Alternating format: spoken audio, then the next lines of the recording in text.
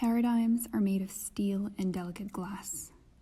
Any given one is foundational and seemingly unshakable until a knock sideways leaves a pile of rubbish in its stead. A new one takes time to construct, leaving us in what Charles Eisenstein calls a space between stories. This is an exploration of just such a space. The final rupture between nature and humanity happened with urbanization. A false dichotomy erected swiftly, like a Dubai skyscraper. Before this, there was a trickle of technologies attempting to capture and circumvent aspects of the natural environment, but the dam didn't burst until the circle of life was spliced and scattered. The connection between our food, our shelter, and our bodies got scattered along with it. The unknown and removed feels unknowable. It must be tamed and controlled to create a sense of safety for the new human entity that seemingly stands apart from the cosmos that birthed it. This fractured and misaligned relationship with the system that sustains us is most clearly mirrored in our own disembodied experience of selfhood. Our bodies, like the earth body, became something to be ignored, pathologized, or dominated. Seen as something unpredictable, inexplicably prone to breakdowns, it too became a source of fear. Cultural hierarchy bricklayers stacked intellect at the top of the pyramid, along with the technologies used to bend nature to our will. Importantly, we consented, in the name of comfort and efficiency and implied superiority of the human race. Observed closely, however, it becomes obvious that our comforts are not without a cost. One that's much closer to home than the purportedly melting ice caps of Antarctica. So close, in fact, that it permeates our homes, our food supply, and our bodies. A toxic potion that we mix into the sweet cocktail of the Internet of Things, 24-hour lighting, and tap water. I compare what is occurring to a collective ritual suicide in slow motion, says Alfonso Balmori, a biologist studying the effects of man-made electromagnetic fields. My body is everywhere. The bomb which destroys my house also damages my body, insofar as the house was already an indication of my body, Sartre proclaimed in his Being and Nothingness magnum opus. Where does the human body end and space begin? Sarah Ahmed, building on Judith Butler's idea of materialization, states that it is through the intensification of pain sensations that bodies and worlds materialize and take shape, producing the effect of boundary, surface, and fixity. This line of reasoning implies that both bodies and spaces are much more fluid and boundless than might seem, until a spark of pain erects temporary victim and aggressor partitions. We speak of bones of a house as if they're separate from our own, yet the very act of anthropomorphizing our dwellings hints at the intuitive knowing that our skinned bodies and our space bodies are tethered by a thread that can stretch but never break. My sense is that any boundaries are ephemeral at best, illusory divisions that dissolve when we remember that we literally ingest, inhale, absorb, and co-pulsate with the entirety of our domestic surroundings. The fascia of our homes stretches into our organs and muscle tissues. It dances with our mitochondria and fires with our nervous system. Space body exists as a biosphere in symbiosis that may or may not be of benefit to any given participant. There are all the usual suspects, including light, water, air, electricity, and the plant, animal, and microbe constituents that vary widely from one domicile to the next. There's a topography and a materiality, both of which have direct impact on one or more of the above. Curiously, exactly the same statements can be made about the human body. Thus, in our domestic cocoons, we exist as a body within a body, fiber woven into the fabric of our environments, not loosely stitched on top of, but foundationally connected through every breath and every heartbeat. Furthermore, bioenergetically, we co-regulate with the spaces we live in. No shifts in the space body go unnoticed by the skin body, and vice versa. So how is it then that we moved into spaces of evolutionary mismatch? The disembodiment that was required to complete the journey was too gradual to notice. The human body was first split into thoughts and mechanical supports required to run the thought machine. Pain and forbidden pleasure became the primary points of contact with the body below the neck in a hit-and-run dynamic. Even in complete bodily breakdown scenarios, a mechanic will be sought out, while the connection between body and mind remains severed. The space body was likewise dissected into elements of convenience, sterility, and eternal youth. Convenience was anointed as the highest ruler of the domestic landscape, sneakily collecting health levies while posing as the kind and benevolent monarch. Sterility showed up as an erasure of nature, which incidentally implies erasure of humanity itself. We scrubbed and sanitized all signs of natural life from our living spaces, leaving us with a chemical fume soup to complete the self-extermination process. Finally, erasure of time was accomplished through novel man-made materials that were at once physically fragile and existentially immortal. Time's paintbrush was powerless against the plastics of the modern age, leaving the smooth, shiny surface in a state of perpetual newness that ironically didn't age well. As we became disconnected from our bodies, we lost touch with the biofeedback of our living spaces. In the mind, convenience conflated with comfort and comfort conflated with well-being. But well-being doesn't take the elevator or spend hours staring at blue light screens after dark. Dominance over nature is the delusion of the mind. Despite the consciousness disconnect, human and space bodies continue to integrate with new lighting, electricity, Wi-Fi, air fumes, and public water supply inserted into the organism. Mysterious illnesses materialized and got blamed on everything from insufficient sterility to bad genes and bad behavior. We poisoned the space body in a poetic self-annihilation. Now we are outsourcing the search for the antidote to the same institutions that created the poison. I don't know the sound of silence. I'm sitting at my writing table alone in a house situated in a park.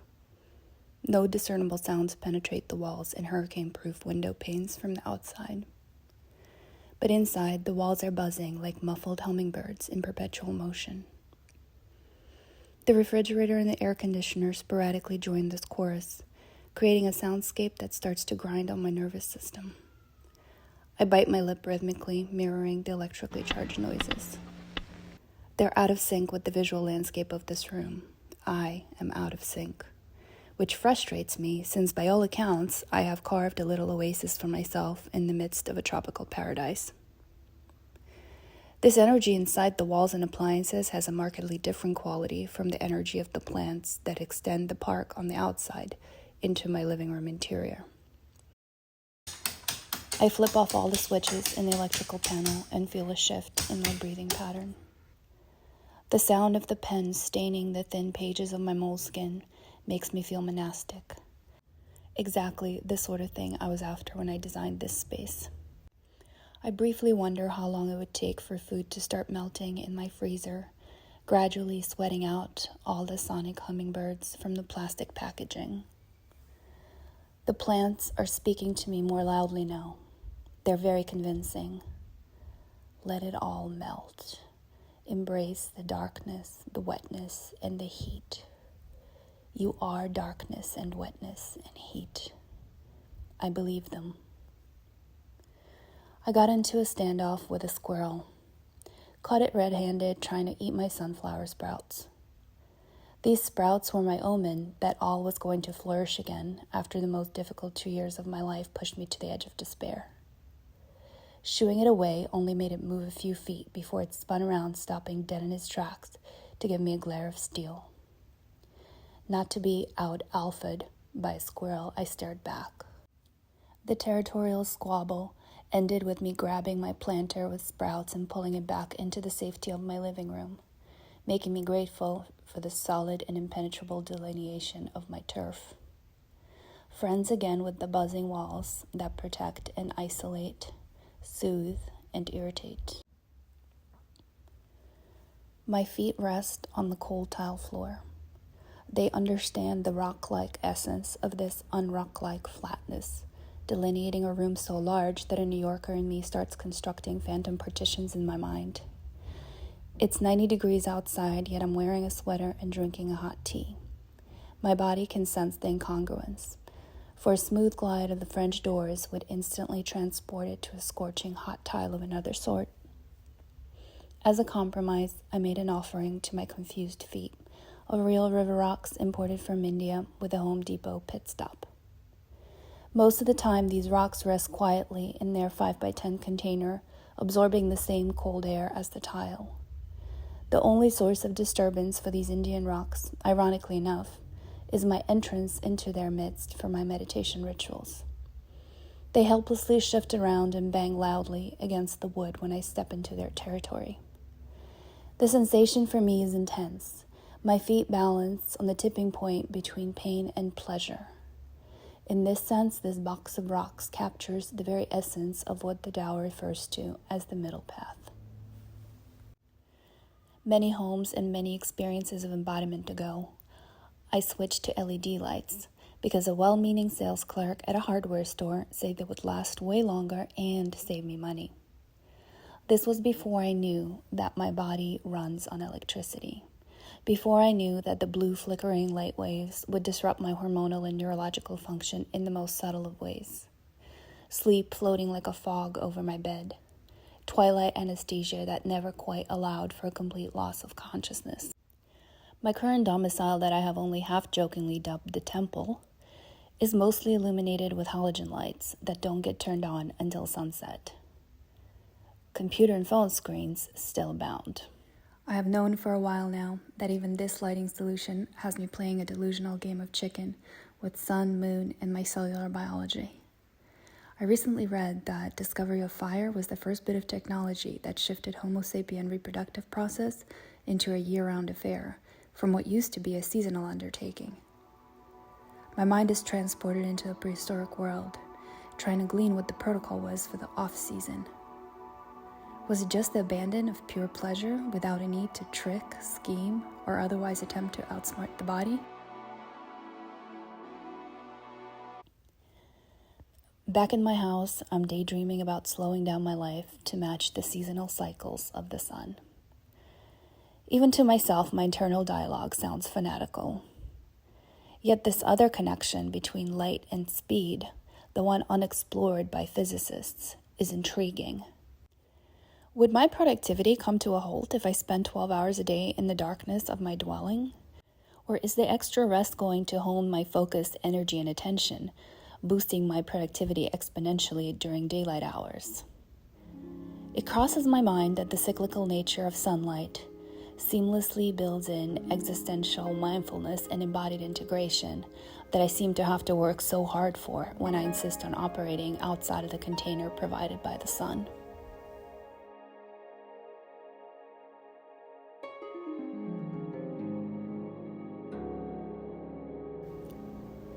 And what of the spirit?